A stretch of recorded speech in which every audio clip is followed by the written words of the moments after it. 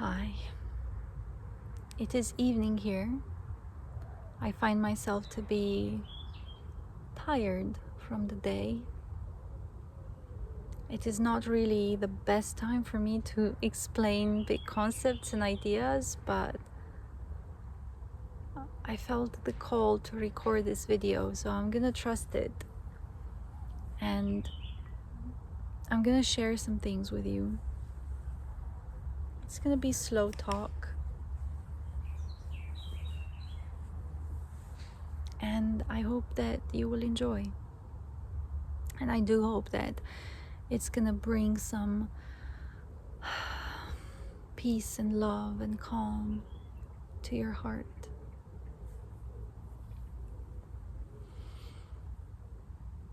I was reflecting on how peaceful the park is today.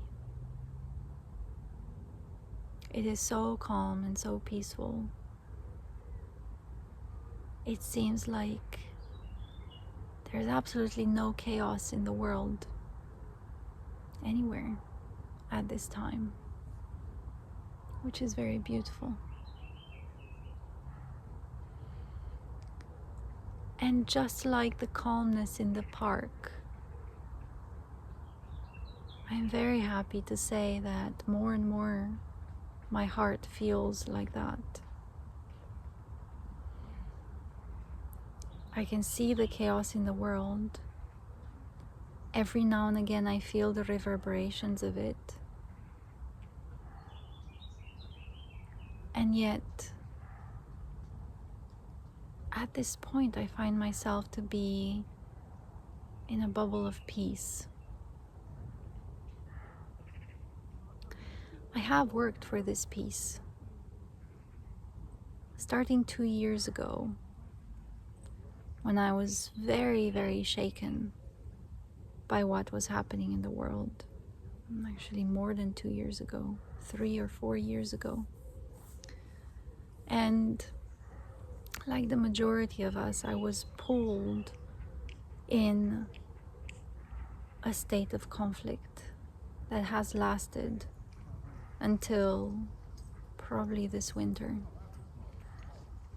Of conflict, of despair, of anger, of choosing one side over the other, of wanting the world to go according to what I thought that was right.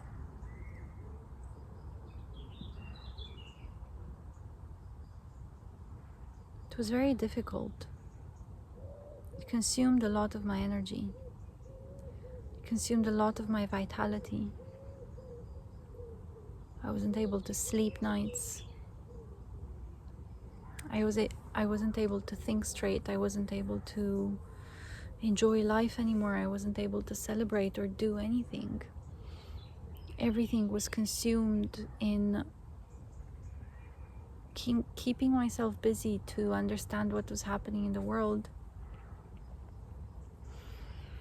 And in my head, because I didn't have the courage to do it otherwise, defend one side of what I thought was right. And I'm not going to specify which side. There's so many things, right? There's Russia and Ukraine. There's Israel and Palestine.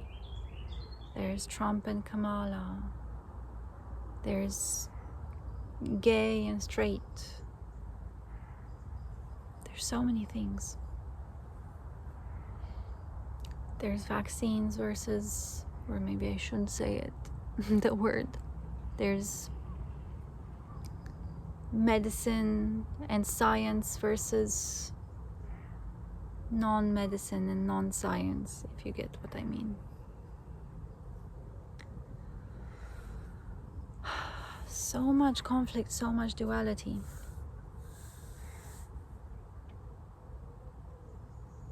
And everything became peaceful once I understood that both the sides were just illusion. There was not one side. It was illusion. That one side was illusion.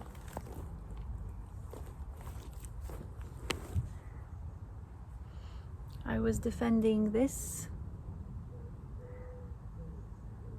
against this.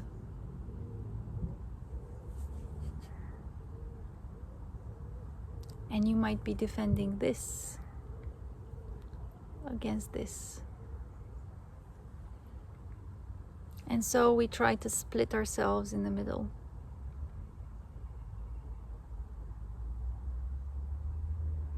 And we fight the fight of insanity. We fight the fight of insanity.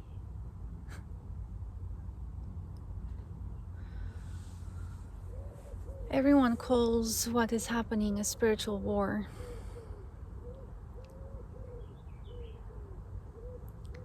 It is a war of the devil against God. It is a war of the aliens against humans. And I tell you, that may be real on some level. That may be true because we are creating it that way, so aspects of it, in the way that they manifest, they may be true. But that's not what it is. This is a war of ourselves against ourselves.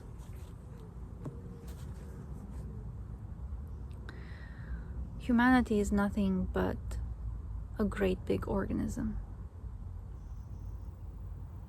I am the cell of humanity, living within humanity. This finger of mine is my finger. This is Anna. This is James. This is Theo. This is Ruth.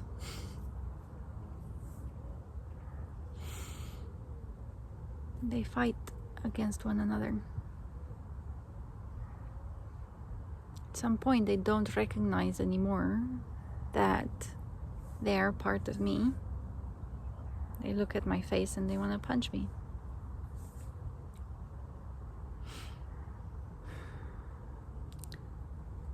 This war, and any war that we find ourselves in, is just the face of disassociation.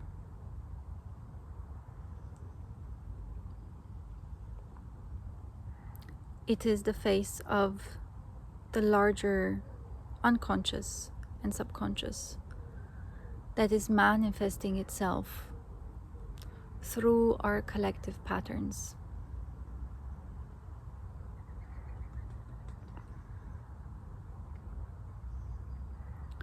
When I have thoughts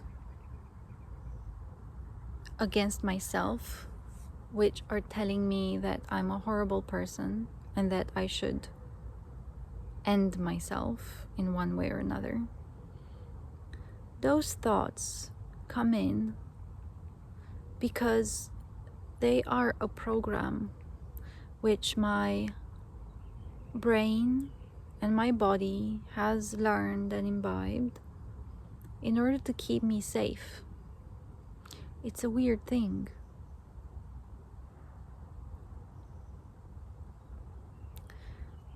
But these thoughts are coming not to destroy me, but to keep me safe. The purpose of the bullying thoughts that I have is so that I keep myself small, to go unnoticed, so that my body, my heart, my spirit, something in me can keep itself safe.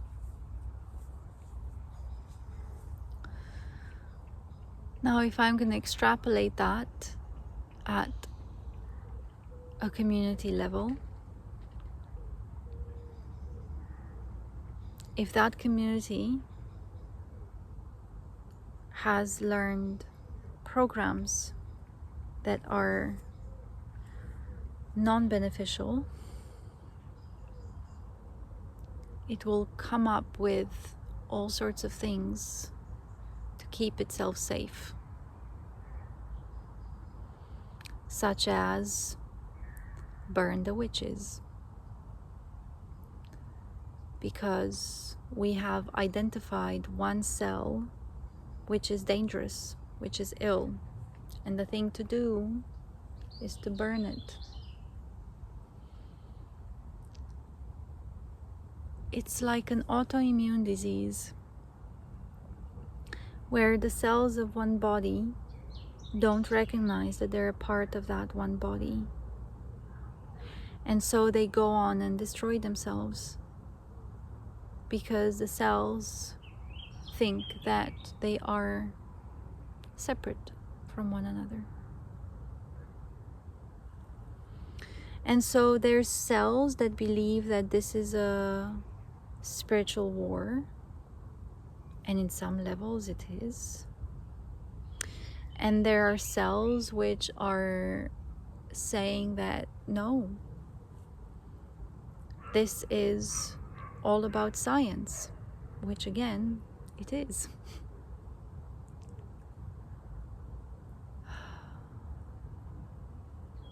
And there's grief and there's pain, just like when a human being is self-harming. In the same way, humanity at this point is self-harming in an effort to survive, to keep itself safe. And that is because the programs that exist in humanity carry a virus.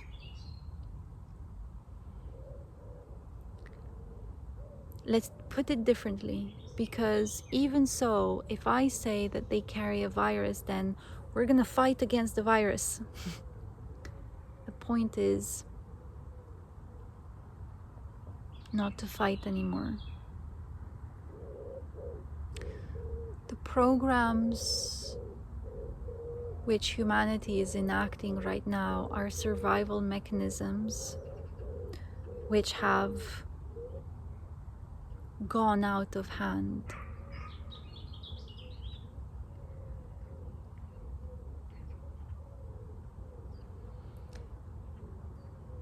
And we will find a solution to everything once we understand that what we have to do is to learn which are the programs that are faulty, to not take it personally, to not look at individuals saying they did that wrong, but to look at the patterns of behavior, understand where they come from. More importantly, individually, the work that we have to do if we want to see peace in the world is to establish inner peace, because we are the cells of that larger organism. As we establish peace in our hearts, in our bodies, in our minds, we begin to vibrate that peace. We begin to act in peace. And that will ripple out. It is a terrible thing that is happening right now in the world. And when I'm not deep in my contemplation, or when I'm not deep in this state of peace, I too get scared and frazzled and angry and reactive. But thank God I've learned my lesson. My lesson is that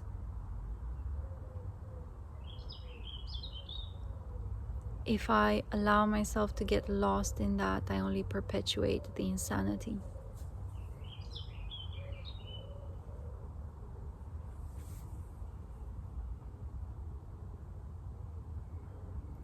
So the question is, what do I want to create in the world?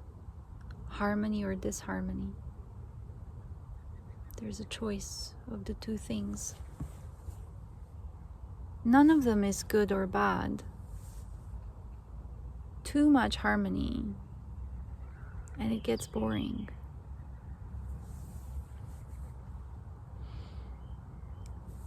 Disharmony has a purpose as well. It is there to indicate when we get stagnant. But there has to be balance.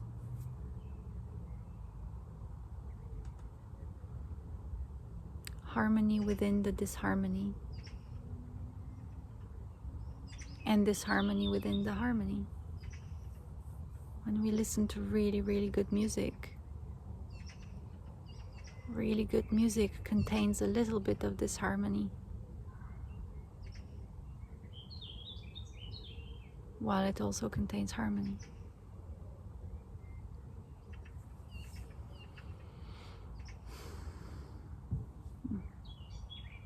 I hope this helped you, my darling. I'll see you next time.